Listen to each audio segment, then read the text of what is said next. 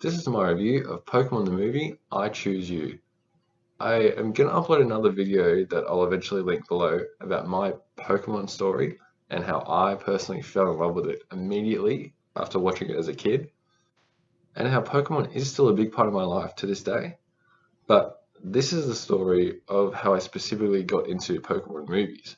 Because as a kid, I actually didn't watch many Pokemon movies. I think from memory, I only watched two, maybe three. I was more into the TV series and the games.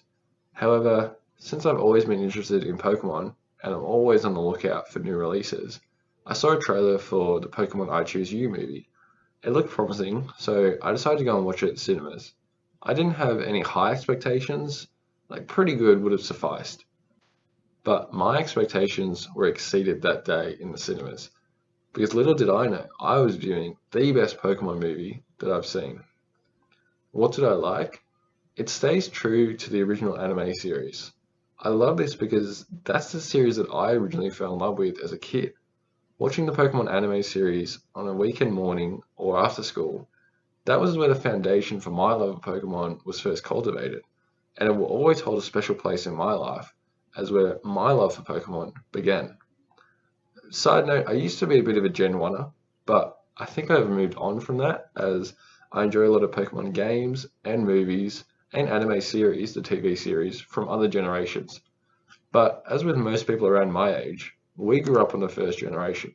That's where all the nostalgia is for us. And I love that this movie was focused mainly on the Gen 1 and Kanto region. Surprisingly, I like that they didn't include Misty and Brock, even though I actually really do love them as supporting characters in anime.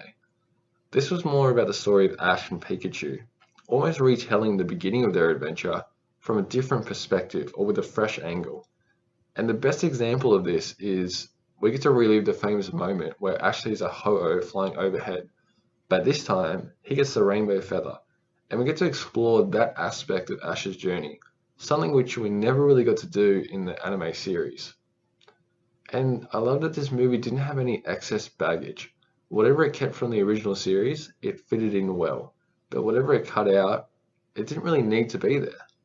I feel like every creative decision made in the process paid dividends in the final product.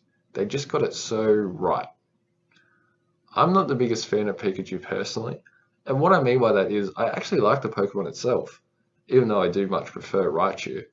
But sometimes I just get sick of seeing him in every episode, taking up battles that I'd rather see Ash's other Pokemon in. But I have always been rather fascinated with the close relationship that Ash and Pikachu have. They have a very close and unique bond, and I like seeing that explored when done correctly. And this is what happened in this movie. As the central theme of the movie, their relationship was explored in interesting and fresh ways that I hadn't seen before. I felt like I left the cinema having a much better understanding of their relationship because I'd seen it from a different perspective. And which brings me to my favorite part of the whole movie, the best part in my opinion. I don't think you'll be surprised to know that it was also the emotional climax or culmination of the movie. Similar to the first movie, Ash is seemingly dead. Actually, we see his spirit depart from his body. Pikachu is distraught, lying next to his best friend's lifeless body. I don't even want to quote Pikachu because, in context, this scene is so powerful that it just deserves to be watched on its own, in context of the movie. But if you've seen it, you'll know what I'm talking about when I say the part where Pikachu speaks is one of the most powerful moments in all Pokemon history. In everything I've ever watched in Pokemon, and it is a lot, I don't remember ever being so moved and touched than when Pikachu speaks here. It was like time stood still. I wasn't expecting it at all. Caught me completely off guard. And it was just a perfect icing on the cake for an amazing scene. What a scene. What a movie. What did I not like? There was nothing I did not like. Honestly, nothing.